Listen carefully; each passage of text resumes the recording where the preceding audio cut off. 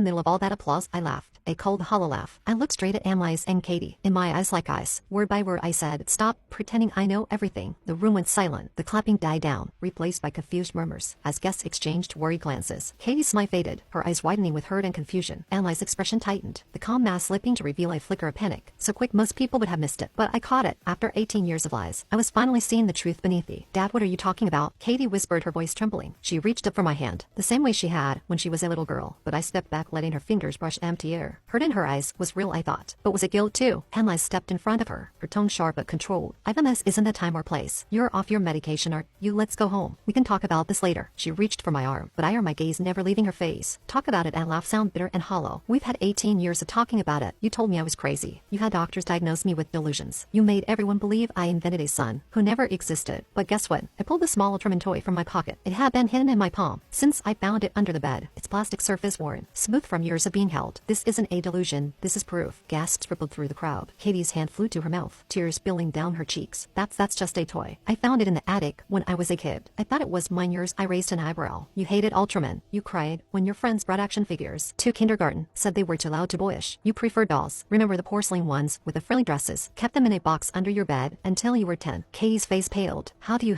remember that?" "Because I paid attention to you," I said, my voice softening for a moment before hardening again. "But this toy, it wasn't yours. It was Zion's, my son's. He carried it everywhere. Slept with it, ate with it, took it to the park. He called it Ultra. Daddy said it would protect us." Annalise's jaw tightened. "There is no Zion, Ivan. The doctors proved it. The DNA tests proved it. Katie is our only child." "Ah, the DNA tests." I nodded, pulling a folded piece of paper from my jacket pocket. It was a copy of the latest test results, one I'd taken secretly last month, using a hair sample from Katie and a swab from myself. I took another one, just to be sure. And you know what it said? It said Katie is my biological daughter. But here's the thing. Biology doesn't tell the whole story, because Zion was my son too. You just made sure no one would ever find out about him. The room erupted in whispers. Leslie in their faces, a mix of shock and curiosity. Emily's father, my father-in-law, stepped forward, his face red with anger. "What are you accusing my daughter of? She's a good woman. He's cared for you through everything. You should be ashamed of yourself, spreading these lies at your daughter's wedding." "I'm not lying," I said, my voice steady. "Let's go back to the day Katie was born. You said we were stuck in traffic, that I delivered her in the car. That's true partially. What you didn't tell anyone is that you didn't have one baby. That day, you had 2 twins, a boy and a girl." And Lisa's face turned ashen. She stumbled back, Katie catching her before she fell. "That's impossible," she whispered. "Twins run in families, but your sister had twins, didn't she?" I cut her off. "You are identical twin nieces. You knew it was possible, but you didn't want 2 babies. You wanted one, a daughter, because your mother always wanted a granddaughter. Because you thought a daughter would be easier to control, easier to mold into the perfect child you'd always dreamed of. So when Zion was born, first smaller, weaker, needing extra care, you made a choice." Katie shook her head, her voice broken. "No, that can't be. Mom would never do that, wouldn't she?" I looked at Annalise, my eyes boring into hers. "Tell them what happened after I delivered you both. Tell them how you called your sister Clara and begged her to take Zion. Tell them how you paid her off, how you used that inheritance from your grandmother to buy her silence. Tell them how you made her move to Canada, to a small town where no one would recognize her, so she could raise Zion as her own." And Lisa's lips trembled. She opened her mouth to speak, then closed it, tears streaming down her face. That was all the confirmation the crowd needed. Murmurs turned to gasps, then to angry shouts. "You gave away your own son," someone yelled. "How could you do that to a child? You made him think he was crazy." Katie stepped away from Annalise, her eyes filled with betrayal. "Is it true, Mom? Did you give away my brother?" Annalise collapsed into a nearby chair, sobbing. "I had no choice. Zion was so small, he weighed barely 4 pounds. Doctors said he might have health problems. I was scared. I thought Clara could give him a better life. She was single, no kids, had a good job. I thought it was for the best." "For the best," I laughed. The sound harsh. "You didn't do it for Zion. You did it for yourself. You didn't want the hassle of a sick child. You didn't want your perfect life ruined by a son who might need extra care. So you gave him away, then erased him from our lives. You told me I was delusional when I remembered him. You made Katie believe she was an only child. You made my parents think I lost my mind." I turned to Katie, my heart aching for her. She was just as much a victim as I was raised in. A lie told her own brother didn't exist. "I'm sorry you had to find out this way," I said. "But you deserve the truth. You have a brother. His name is Zion. He's 18 now, same age as you. He's probably out there somewhere, wondering why his real parents gave him away." Katie's shoulders shook. She looked at Annalise, then at me, then at the crowd of strangers staring at her. "Where's he?" she whispered. "Where is Zion?" Before Annalise could answer, the door to the venue burst open. A young man stood in the doorway, tall and lean, with my eyes on Annalise's dark hair. He was holding a worn Ultraman toy in his hand, identical to the one in mine. My breath caught in my throat. It was him, Zion. His skin the room, his gaze landing on me first, then on Annalise, then on Katie. His hand tightened around the toy. "I'm looking for Ivan," he said, his voice steady. "I think we're related." Annalise screamed, covering her face with her hands. Katie frowned, see her eyes locked on Zion. The crowd went silent, every eye fixed on the two strangers, who looked so alike. Brother and sister separated at birth. Zion walked toward us, his step slow and deliberate. He stopped in front of me, holding out the Ultraman toy. "My mom Claire told me everything before she died. She said my real dad would have this." He said his name was Ivan, and he never stopped looking for me. Tears blurred my vision. I reached out, touching his face, his cheek warm and familiar just like mine. "Zion," I whispered, "I'm so sorry. I never stopped looking for you." you. I never forgot you. He nodded, his eyes glistening. I know Claire showed me the letters you sent. All the ones she never mailed. She said she couldn't bear to break your heart, but she couldn't let you find me either. Not after what Annalise paid her. Annalise stood, her voice hoarse. Sign, I'm sorry, I was scared. I didn't know what else to do. I thought you thought about yourself, Sign said, cutting her off. You thought a weak baby would ruin your perfect life, so you threw me away like I was nothing. Katie stepped forward, her voice gentle. Sign, I'm your sister. Katie, I didn't know. I swear I didn't. Sign looked at her, his gaze softening for a moment. I know Claire told me about you too. She said you were kind, that you visited her once when you were 12. You were on a school trip to Canada, and you wandered into her bookstore. You talked about your dad, how he was sick, but you loved him anyway. She said it was the happiest day of her life, getting to meet her niece, even if you didn't know who she was. Hadi cried harder, reaching for him. Can we start over?